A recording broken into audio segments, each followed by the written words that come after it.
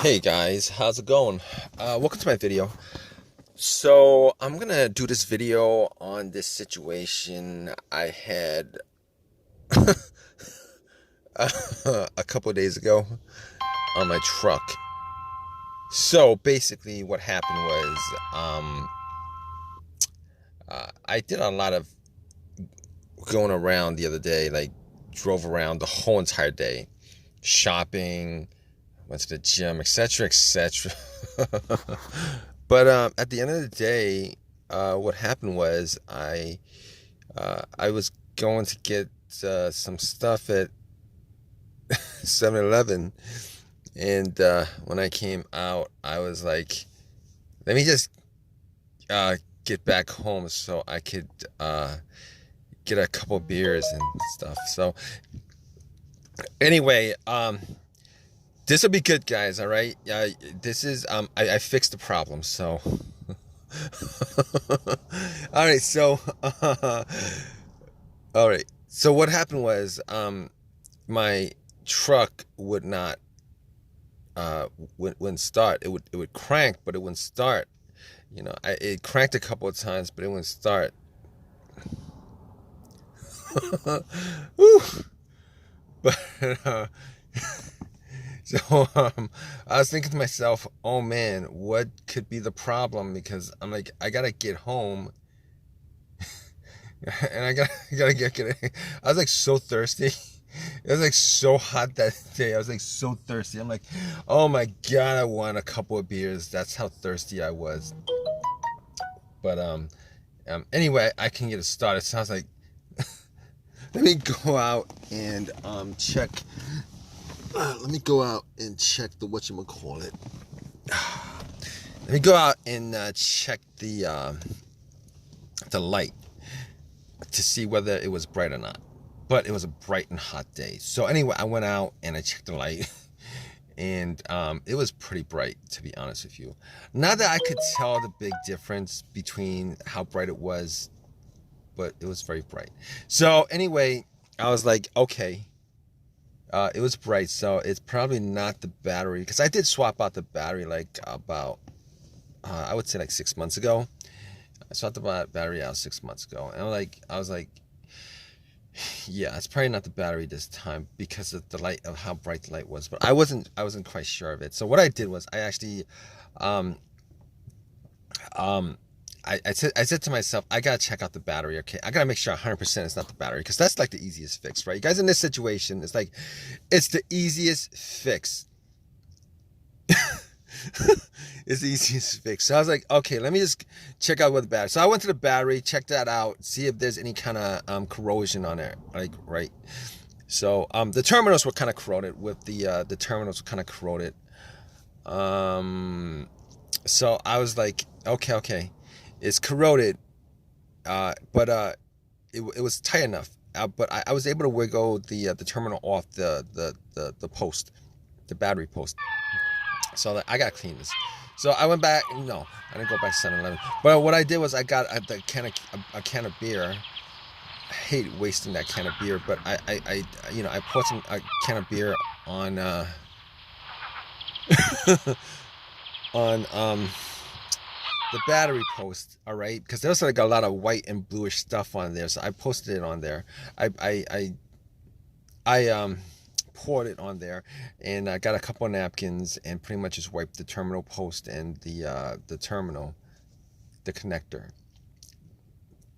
So anyway, I put it back on, and I was like, all right, so it's clean. This will probably solve my issue. If you guys are lucky, that'll probably solve your issue. So I was like, okay, let me just try to crank it. Try to crank it, and lo and behold, it did crank, but unfortunately, it didn't start. It was like the same situation, it didn't start. So I was like, you know what? It could still be the battery. Maybe the battery is still low or something like that. And I was like, let me go and get my booster that I bought like 6 months ago that I never used from Walmart. It's a no-co booster. So I got the booster. It was like 75% good. Popped it on, turn it on, and then try to start my car. And guess what, guys? Guess what? Nope, didn't work. Didn't work. Dang it, it didn't work. So it didn't work. So I was like, okay. Okay, that's a situation now, right? Now I got the easiest fix. I could have had the easiest fix, and you guys uh, are in this situation. That was the easiest fix, and it didn't do anything. It didn't do anything. But hold up, guys. All right, I'll get to the fix. But it didn't do anything different actually. So I at that point I could pretty much rule out the battery. I could rule out the battery at that point. So I was thinking to myself, okay, so I could rule out the battery. I could rule out the battery terminals being the issue, dirty battery terminals being the issue. So I was looking at the negative wire. I'm like, the negative wire is the wire, the negative to the it's the ground wire that connects to the negative of the battery to the frame of the car. And you want to check that. I did check that just to make sure that it wasn't corroded, it wasn't disconnected, it wasn't cut, it wasn't broken in any way. Sometimes they do break because the lines. There's a lot of power going through the lines, and sometimes they rust up and they break. But that wasn't the situation here, so I could rule all that stuff out, and you guys could too if you guys got into this situation to this part. You guys could rule all that stuff out. So I was thinking to myself, what else could it be? So I was like, there could be a lot of things that causes this crank no start situation. It could be the mass airflow sensor, the throttle position sensor, the crankshaft sensor, the camshaft position sensor. It could be all those things. All right, and more, and more. So I was thinking to myself, every single one of those sensors is connected to everything. Every one of those sensors is connected to a computer, which generates a check engine light if any of the sensors has issues. And I was thinking to myself, is it possible? Because I didn't get a check engine light all day. I haven't had a check engine light on my truck for a long time, like a long time. So I was thinking to myself, all right, so since I didn't have a check engine light all the way up to that point, when my truck broke down, pretty sure it's not any of those things, right? I mean, you think about it, check engine light is connected to all those sensors. Probably none of those things. I could rule out all those things. Those are so many things that I could rule out, guys. Okay, but I did definitely rule out all those things. But I did have an OBD2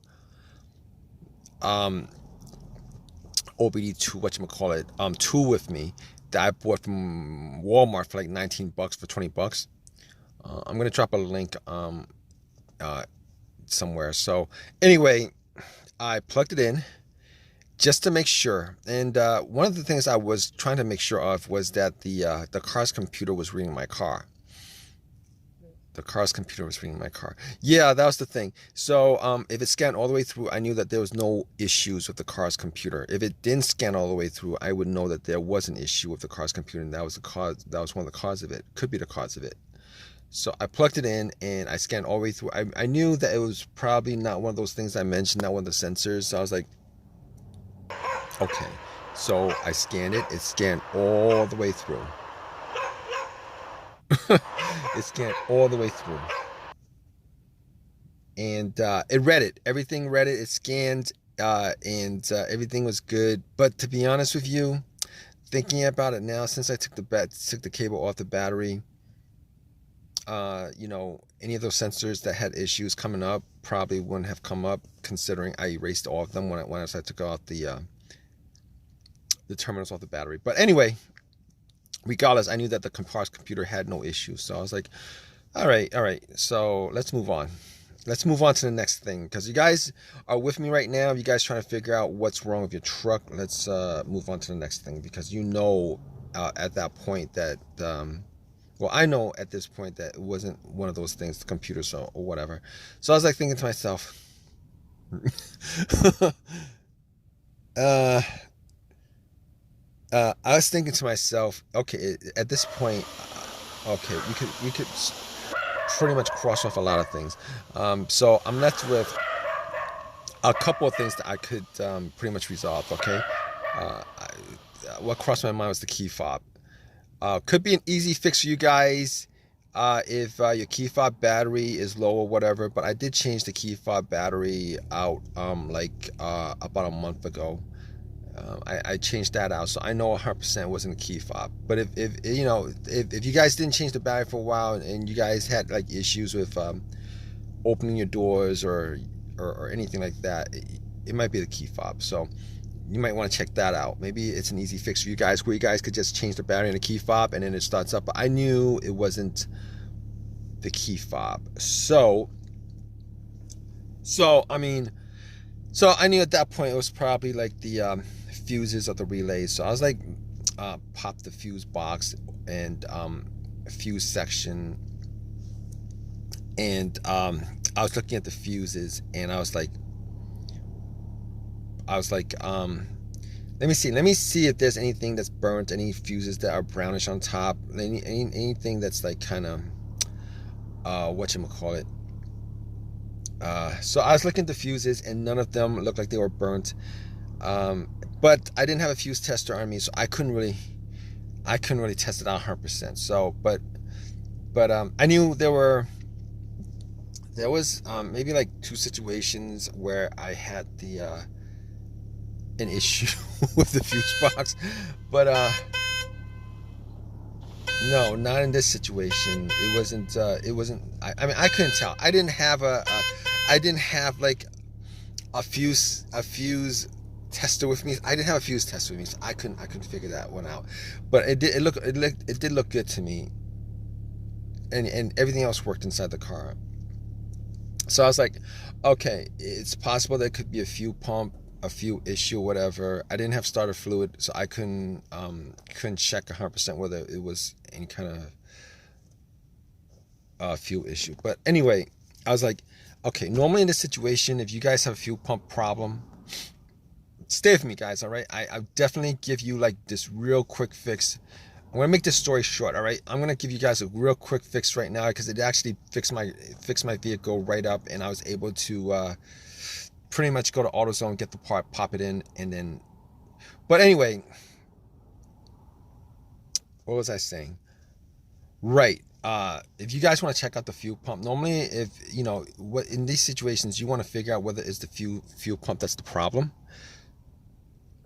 So it'd be great if you guys have like 2 people there, and one would be outside trying to listen to the fuel pump priming, like right next to the gas tank, and somebody would be in the car, you know, trying to turn the car onto the on position, not to the point where it cranks, but to the on position. Because once you get to the point where it cranks, that cranking noise is going to drown out the whizzing sound from the motor of the fuel pump. But it was just me and a bunch of beer and like 6 and then 5 beers. And anyway, I got back in the truck, and I turned everything off. Like the blow motor and the radio and stuff like that. I turned everything off. So and I got back into my truck, and I tried to turn the car to the on position. You know, that's where all the lights on the dash lights up. Got it to that position, and pretty much just sat there and tried to listen to it. Try to see whether I could hear the fuel pump go off, like whizzing sound, some kind of whizzing sound from the fuel pump, and wasn't really able to discern anything. Unfortunately, I wasn't able to discern anything. So I was like, okay, I can't work that out. Can't figure that out. So I'm like, okay, let me just do this the easy way. Let me just get to one of the relays. And I found out what the fuel pump relay was, and I was like, okay, got it right there. So I was like, let me swap it out with another relay. All right, let me swap it out. I'm gonna make this real easy for you guys. If you guys are in this situation, and if none of the other easy fixes that I went through worked for you guys, and you guys are up to this point, hopefully it's not your fuel pump, because if it is, that's a big fix, and that's not gonna get you going. So anyway, I was like, okay, let me find out where there's another relay on that on that board.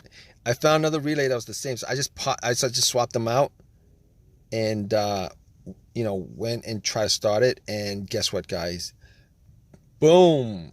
It worked. It worked. It worked, guys. So if you guys in this situation, anyway, there was an AutoZone close by. I literally drove, I swapped out the relays and I was able to drive it to AutoZone because one of the relays was to the something, I don't know, but I drove it to AutoZone and I swapped out the relay. I bought another relay for like $15 or whatever, and I popped it back, and it worked. And my truck's working ever since. I mean, that was like a couple of days ago. I've had no issues since. It 100%. If you guys in this situation, that's the quick fix. That is, if your situation is the fuel pump relay,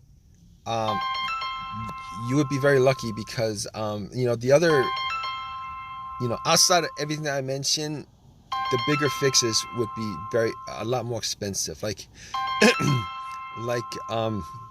the fuel pump, it's very expensive. So, relatively speaking.